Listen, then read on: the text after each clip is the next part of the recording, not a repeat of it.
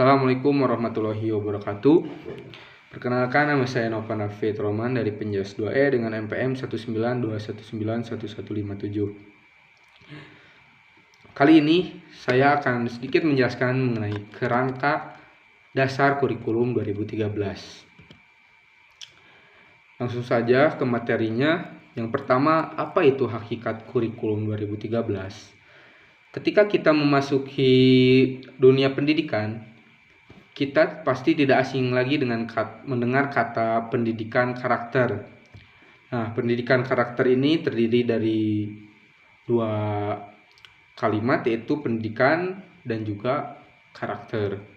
Nah, pendidikan, apa itu pendidikan? Pendidikan adalah sebuah proses usaha kita untuk mengembangkan potensi diri dalam diri, baik itu individu maupun kelompok.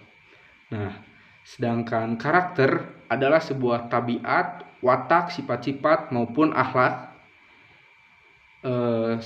seseorang yang membedakan antara individu lain dengan individu lainnya. Nah, jadi pendidikan karakter adalah sistem penanaman nilai-nilai karakter pada anak didik yang meliputi komponen-komponen pengetahuan, kesadaran atau kemauan, dan tindakan untuk merealisasikan nilai-nilai karakter. Nah, jadi kurikulum 2013 ini muncul sebagai penyempurna kurikulum sebelumnya dan untuk menjawab akan pendidikan karakter. Kurikulum ini didesain untuk mengintegrasikan karakter dalam proses pengimplementasiannya. Pada semua komponen kurikulum harus mencerminkan karakter yang hendak dicapai, demikian juga pada proses pembelajarannya. Oleh karena itu, pada kurikulum 2013 ini muncul kompetensi inti sebagai acuan dalam proses pembelajaran. Nah, apa saja sih yang selanjutnya? Apa saja sih landasan kurikulum 2013? Kurikulum 2013 dikembangkan berdasarkan ada 4 landasan, yaitu yang pertama landasan yuridis, yang kedua landasan filosofis, landasan empirik, dan landasan teoritis. Yang pertama, landasan yuridis. Landasan yuridis merupakan ketentuan hukum yang dijadikan dasar untuk mengembangkan kurikulum. Yang kedua, landasan filosofis adalah landasan yang dijadikan untuk mengarahkan kurikulum kepada manusia, apa yang akan dihasilkan kurikulum. Yang ketiga, landasan empirik memberikan arahan berdasarkan pelaksanaan kurikulum yang sedang berlaku di lapangan. Yang ketiga, landasan teoritis adalah landasan yang memberikan dasar-dasar teoritik untuk mengembangkan kurikulum sebagai dokumen dan proses. Nah, untuk selanjutnya saya akan menjelaskan mengenai prinsip kurikulum. Agar kurikulum 2013 berjalan dengan baik, maka ada 14 prinsip kurikulum 2013. Yang pertama ada peserta didik difasilitasi untuk mencari tahu. Yang kedua, peserta didik belajar dari berbagai sumber belajar. Yang ketiga, menggunakan pendekatan ilmiah. Keempat, berbasis kompetensi. Yang kelima, terpadu. Yang keenam, menekankan pada jawaban divergen yang memiliki kebenaran multidimensi. Yang ketujuh, berbasis keterampilan aplikatif. Yang kedelapan, peningkatan kesinambungan dan keterkaitan antara hard skill dan soft skill. Yang kesembilan, mengutamakan pembudayaan dan pemberdayaan peserta didik sebagai pembelajaran sepanjang hayat. Yang ke-10, menerapkan nilai-nilai dengan memberi keteladanan.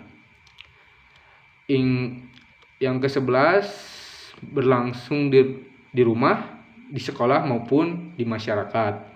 Yang ke-12, pemanfaatan teknologi informasi dan komunikasi untuk meningkatkan efisien dan efektivitas belajar.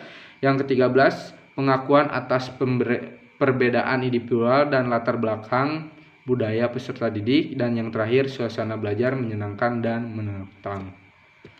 Untuk selanjutnya mengenai struktur kurikulum 2013. Struktur kurikulum di SD atau MI yaitu beban belajar di SD dan di MI per minggunya untuk masa belajar selama 1 semester yaitu kelas 1, kelas 2, dan kelas 3 masing-masing 32 sampai 34 jam. Sedangkan untuk kelas 4, 5, dan 6 masing-masing 36 jam setiap minggu. Dan setiap jam pelajarannya 35 menit setiap pembelajarannya.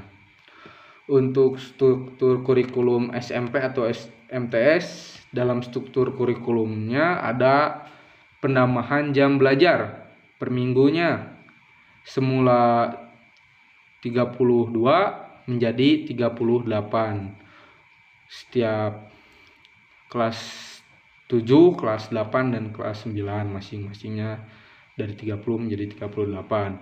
Sedangkan nama belajar setiap jam belajar di SMP atau MTS yaitu 40 menit. Nah, untuk SMA struktur belajarnya terdiri dari ada 2 struktur kurikulumnya. Yang pertama, kelompok mata pelajaran wajib yang diikuti oleh seluruh peserta didik, dan yang kedua, kelompok mata pelajaran peminatan yang diikuti oleh peserta didik sesuai dengan bakat, minat, dan kemampuannya atau dijuruskan. Untuk struktur kurikulum SMA atau MA ini adanya kelompok mata pelajaran wajib dan mata pelajaran peminatan dimaksudkan untuk menerapkan prinsip kesamaan antara SMA dan SMK.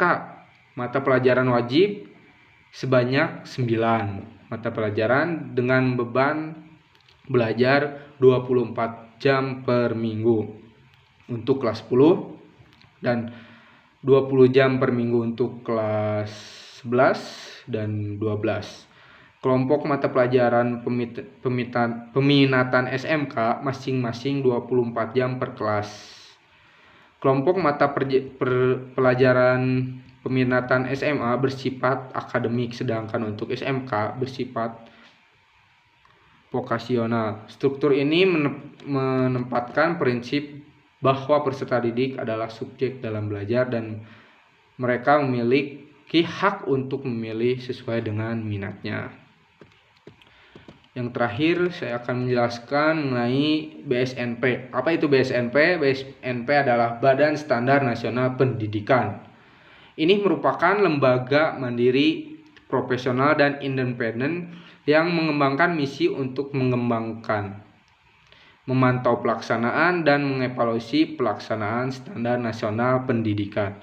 Standar yang dikembangkan oleh BSNP ini yaitu berlaku, efektif, dan mengikat semua satuan pendidikan secara nasional.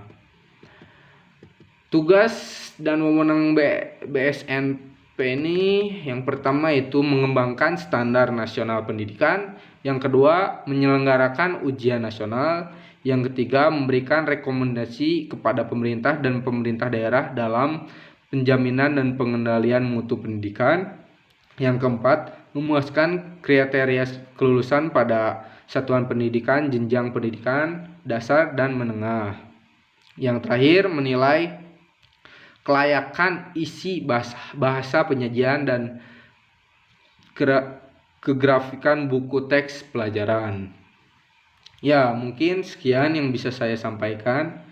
Kurang lebihnya mohon maaf. Ditutup dengan doa. Assalamualaikum warahmatullahi wabarakatuh.